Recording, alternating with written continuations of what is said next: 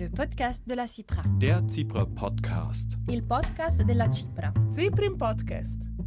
Des interviews, des entretiens de fond et des voix, issues de tous les pays alpins. Tout cela et bien plus à entendre dans le podcast de la Commission internationale pour la protection des Alpes. cipra.org/podcast.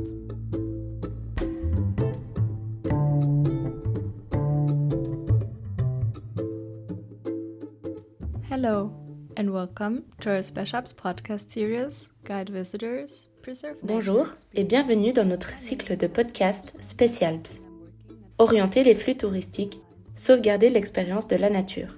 Mon nom est Catherine Holstein. Je travaille pour le réseau des communes Alliance dans les Alpes. Vous écoutez le deuxième des 4 épisodes du cycle de podcasts produit par CIPRA International et le réseau de communes Alliance dans les Alpes. Tous les épisodes sont en anglais. Cet épisode est également proposé en français. La gestion de la fréquentation touristique commence avant le départ. Les transports jouent en effet un rôle décisif.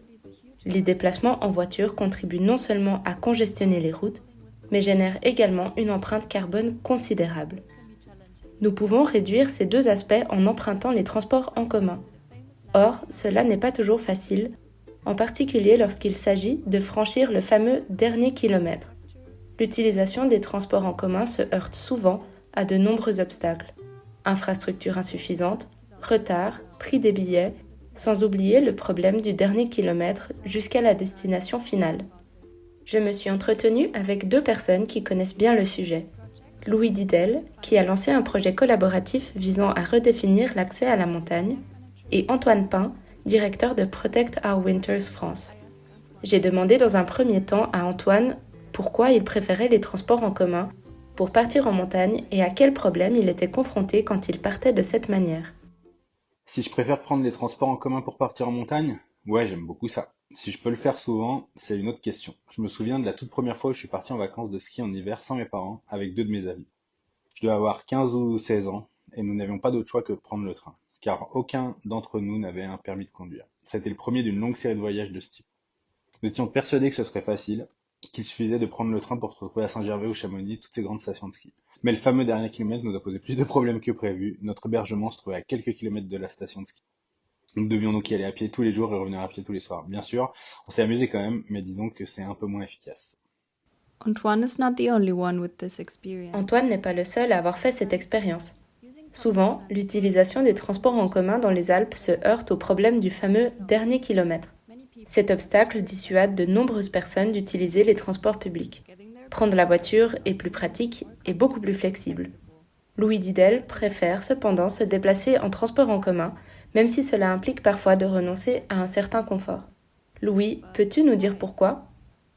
Alors c'est sûr que ça peut être assimilé à une perte de confort. Ça peut être renoncer à un certain confort, mais moi je décide de voir les choses autrement. Je vois ça comme une autre forme d'aventure, un autre type d'aventure qui commence depuis la maison, donc depuis le palier jusqu'au sommet, et qui permet de jamais s'ennuyer sur le trajet. Alors on se pose beaucoup de questions, mais on s'ennuie jamais. Et ça peut certaines fois être un cauchemar, mais 2 jours plus tard, la conclusion sera toujours la même, c'est qu'on s'est bien marré et c'est qu'on a vécu quelque chose d'assez unique. The journey to the mountains. L'accès à la montagne peut déjà faire partie de l'aventure.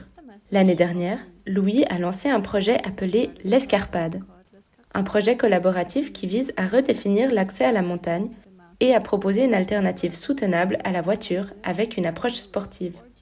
Avec des amis, on a décidé d'organiser un événement sportif, mais aussi avec un côté pédagogique, avec des ateliers de sensibilisation. L'idée, c'était d'organiser un triathlon d'hiver revisité qui allie 3 disciplines, le vélo, la marche et le ski de randonnée.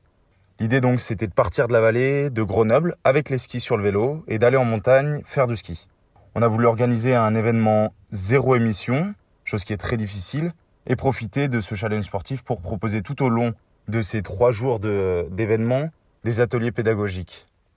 Nous avons donc organisé cet événement en avril 2023 et on a travaillé avec toute une équipe de bénévoles, principalement des amis et puis de la famille, quelque chose de très très local, ainsi qu'avec d'autres partenaires comme POW, donc Protect Our Winters France, Mountain Wilderness, la chaîne de magasins Satoriz, une chaîne de magasins bio, et puis avec d'autres partenaires type communauté de communes, plutôt agglomération, métropole, etc. Et puis actuellement, on travaille sur un projet un peu connexe, puisqu'on travaille sur la rédaction d'un livre blanc sur les mobilités douces. Et donc, on veut profiter de cet événement pour faire la promotion des mobilités douces en montagne.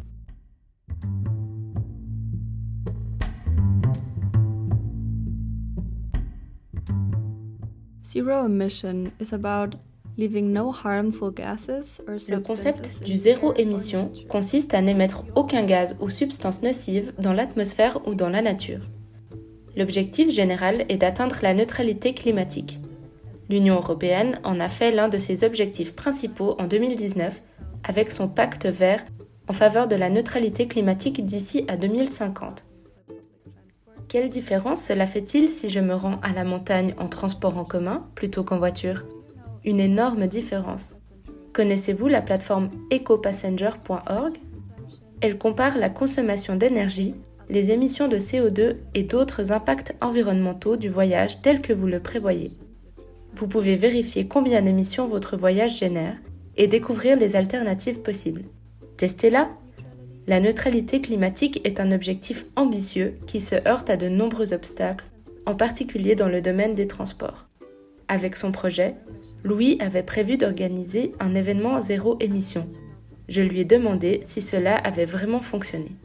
Alors malheureusement non, c'est assez galère, c'est même très difficile d'organiser un événement zéro émission. Nous, notre objectif principal, c'était de sensibiliser les participants et les participantes aux mobilités douces et de montrer qu'on pouvait accéder à la montagne sans voiture. On s'est donc vraiment concentré sur tout ce qui est transport en utilisant donc des offres alternatives, le vélo, le train, qui nous a permis d'effectuer une partie du trajet. Et puis le deuxième point sur lequel on a pas mal travaillé, c'est tout ce qui est bouffe, c'est donc la restauration. On a essayé de faire de notre mieux, on s'est quand même heurté à quelques problèmes d'infrastructure, notamment sur les transports. Niveau bouffe, on a travaillé donc avec les magasins Satoris pour avoir du bio et du local. Mais au niveau des infrastructures de transport, on s'est rendu compte qu'il n'y avait pas vraiment assez de place dans le train pour les 15 vélos du groupe. Et puisque le train pouvait accueillir que seulement 12 vélos. Il y avait tout un problème aussi au niveau du temps de déchargement de ces vélos, puisque les arrêts ne font que 2 minutes et décharger une quinzaine de vélos en 2 minutes, c'est presque impraticable.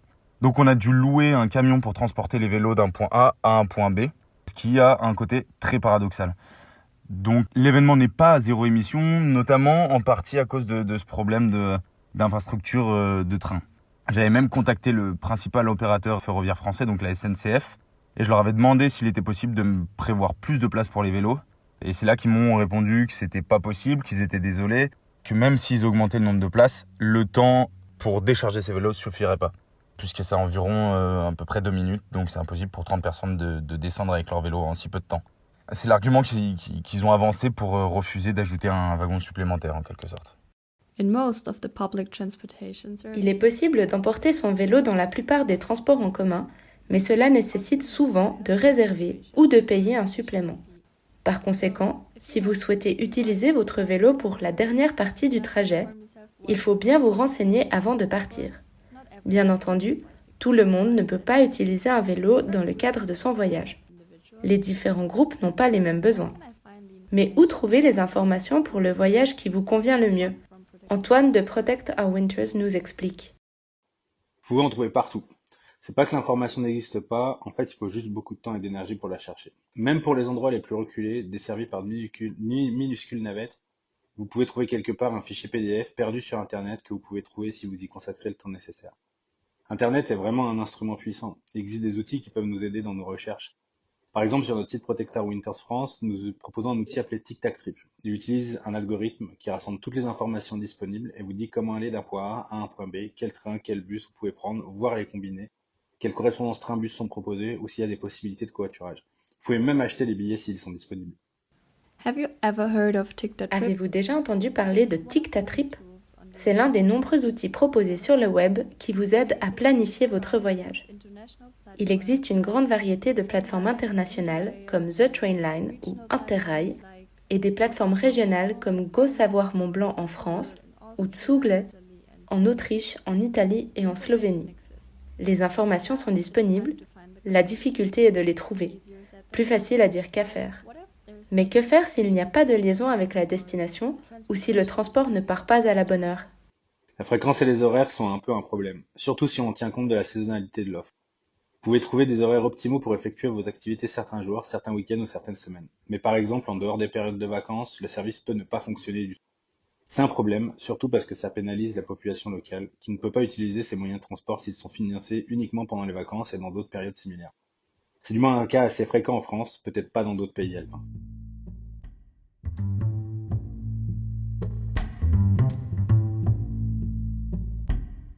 Did you know that most intra-European flights are cheaper than travel? Saviez-vous que la plupart des vols intra-européens sont moins chers que le même trajet en train ?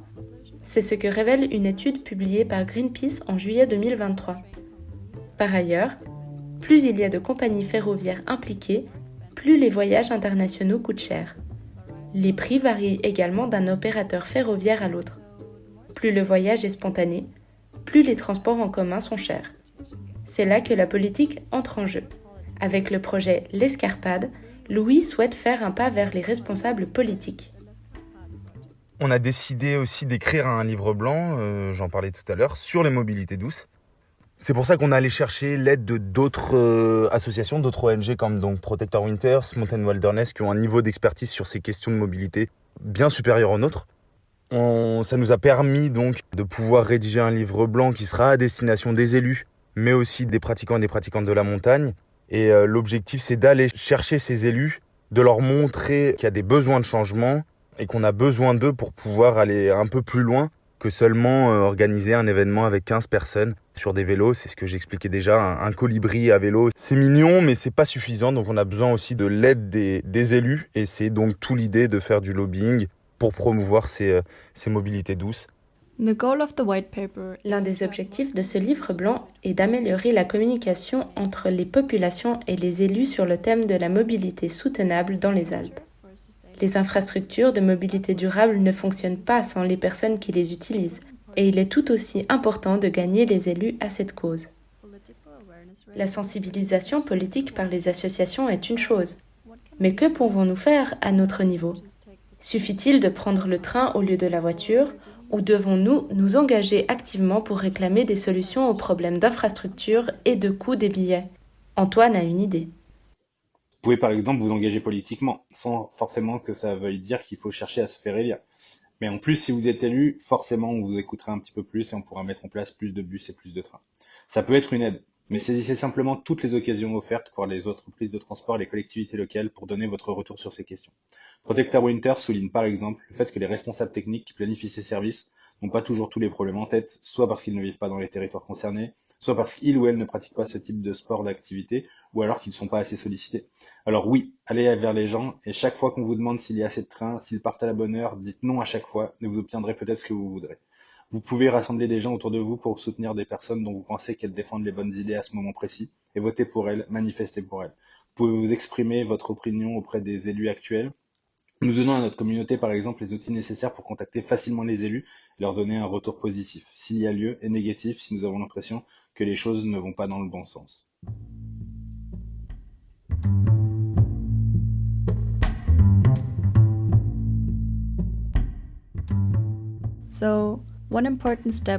Une étape importante pour initier le changement est donc de donner un retour, soit directement aux entreprises de transport et aux élus, soit indirectement par le biais des élections.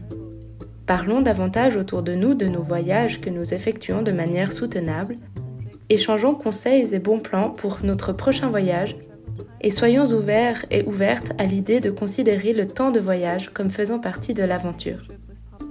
Avez-vous déjà des idées pour votre prochain voyage en transport en commun dans les Alpes ? C'était le 2e épisode de notre cycle de podcasts Specialps, orienter les flux touristiques, sauvegarder l'expérience de la nature.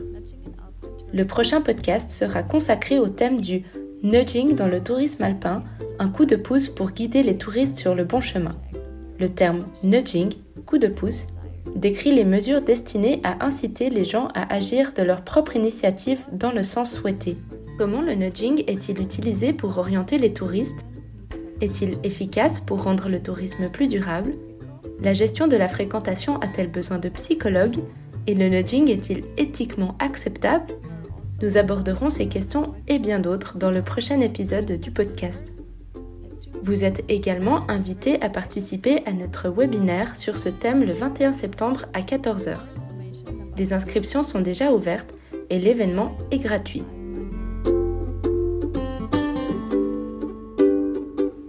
Pour en savoir plus sur notre cycle de podcast, rendez-vous sur les sites alpenalliance.org et cipra.org. Vous pouvez également écouter le podcast précédent sur la gestion des flux touristiques dans les Alpes. Le lien est disponible dans les show notes. Mon nom est Catherine Holstein. Merci de m'avoir écouté. Ce projet est porté par Cipra International et le réseau de communes Alliance dans les Alpes. Il est soutenu financièrement par le ministère allemand de l'Environnement, de la protection de la nature, de la sûreté nucléaire et de la protection des consommateurs. Le podcast de la Cipra. Der Cipra Podcast. Il podcast della Cipra. Ciprim Podcast. Des interviews, des entretiens de fond et des voix, issus de tous les pays alpins. Tout cela et bien plus à entendre dans le podcast de la Commission internationale pour la protection des Alpes. cipra.org/podcast.